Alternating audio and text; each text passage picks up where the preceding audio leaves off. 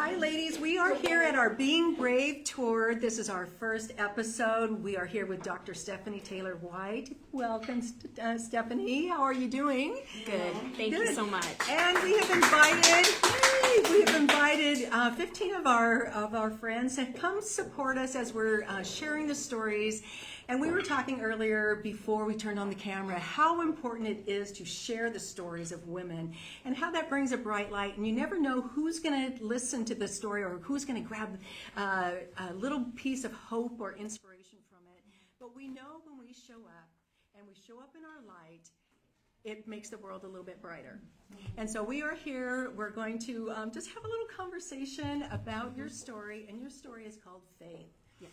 And I just love that. But first, I'm going to just tell a little bit about you, and then we're going to get started with your story. So Dr. Stephanie Taylor White is a naturopathic doctor in practice in Monroe, Washington. She's a graduate of the University of Washington, where she completed her pre-med studies and a Bachelor of Science in Psychology. Wow. She graduated from Bastyr University in 1995 with her Doctor of Naturopathic Medicine. She practices with her husband, Dr. Doug White, and specializes in detoxification, adrenal fatigue, candida, and a whole host of other things, including women's health, which is a hot topic these days, women's health. Welcome. Thank you. So I also have to mention that Dr. Stephanie has been my naturopathic doctor for I don't know, like a long time, like 10 or 15 years now. And the thing that I love about you is, we were talking about this earlier too, is women want to be heard.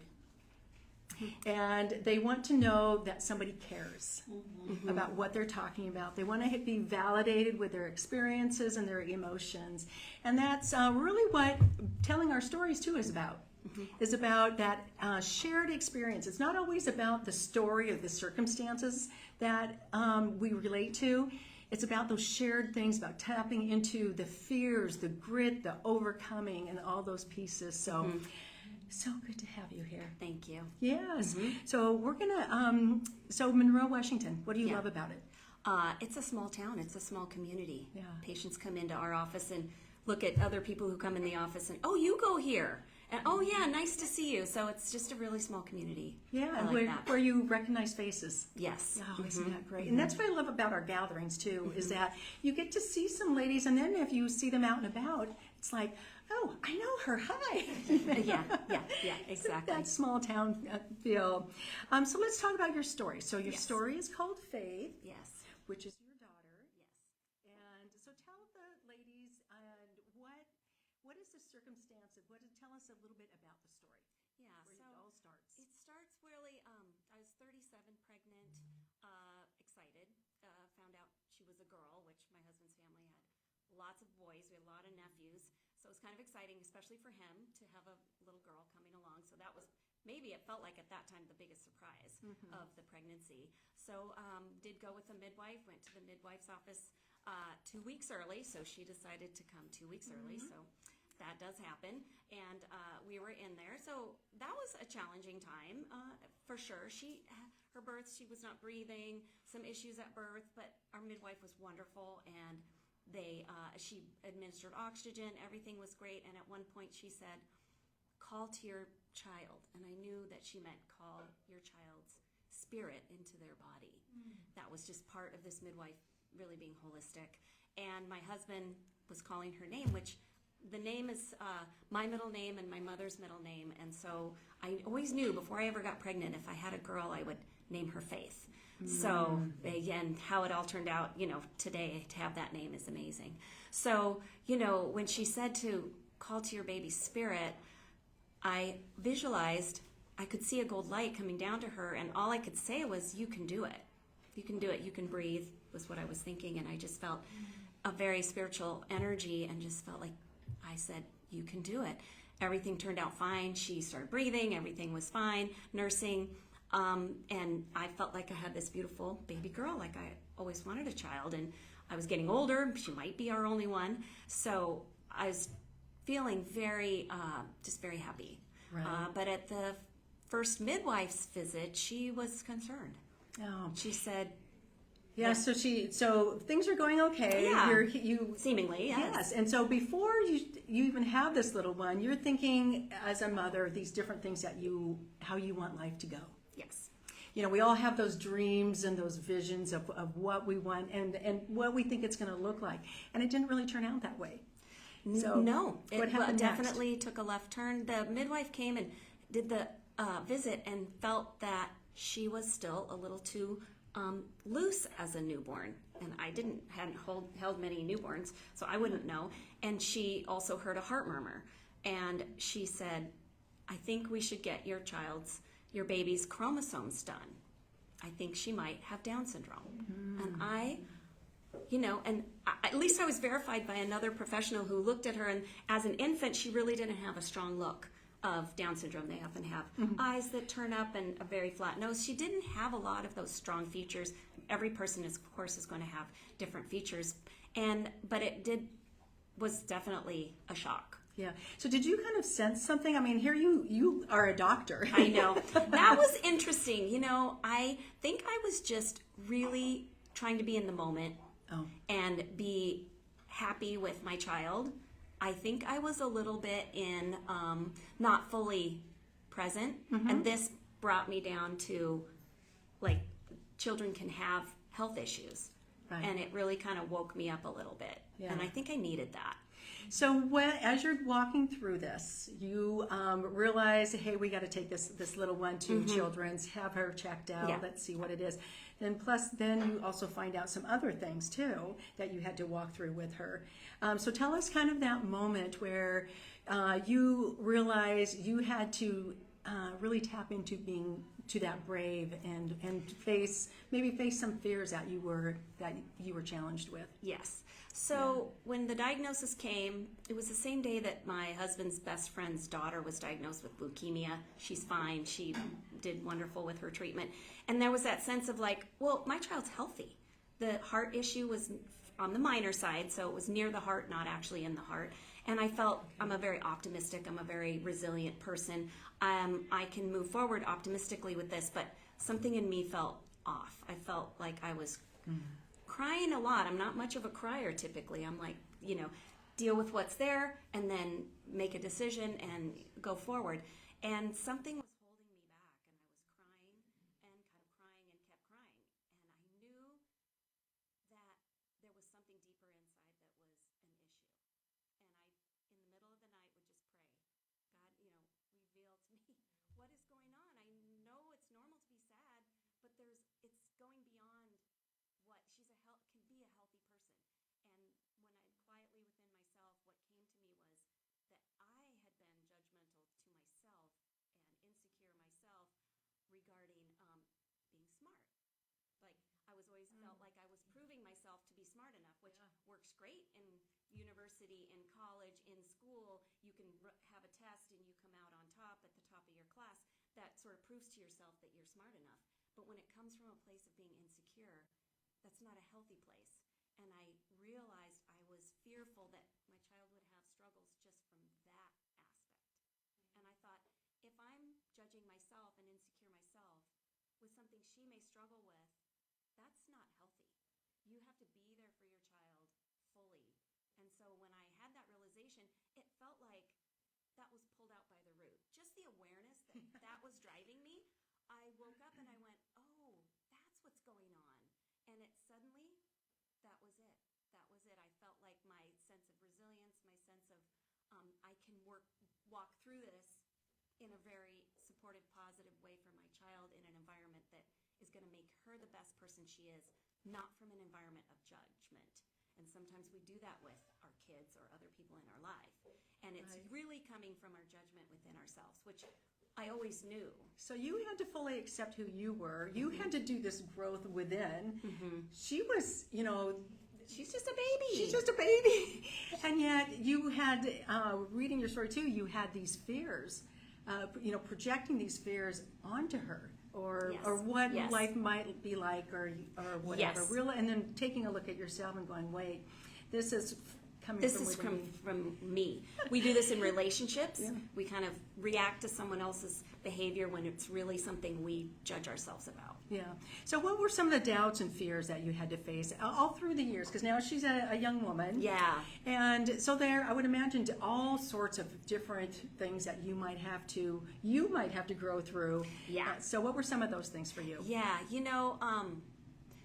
that when I really dug deep and removed that one insecurity, I felt very strong and resilient. I think the most challenging time, I think, was really when she then had seizures, and she had, of course, developmental delay, but the seizures were probably the biggest challenge.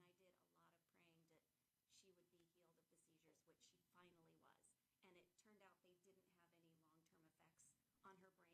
And it turned out they didn't have any long-term effects on her brain like we were warned that they might. And it was amazing, yeah. So that was a really difficult time that first year. And that the seizures, the heart surgery, thank God, went very well. And that was a little scary, but that came through well. But to have her have seizures every day for 10 months that was a really hard time. Wow. And that was all within the first year. Within the first year. Oh my goodness. So as you're just, you have a brand, okay, everyone who has baby, just having a baby, In and of itself. yes, is a lot. And so, but to take on those medical and the larger scope of everything, yeah. So I would imagine you just actually sometimes have to be in the moment. You do, and I would not allow my mind to project into the future like she's going to have this problem. It's going to be this kind of limitation. I just felt that I was going to train my mind just to pray and be grateful for her health and just focus on that. And then, doors would open, people that would be helpful. She had a osteopathic doctor that worked with her, two different ones. And, as she got older, she has an acupuncturist. And so it was that, but that early first year and a half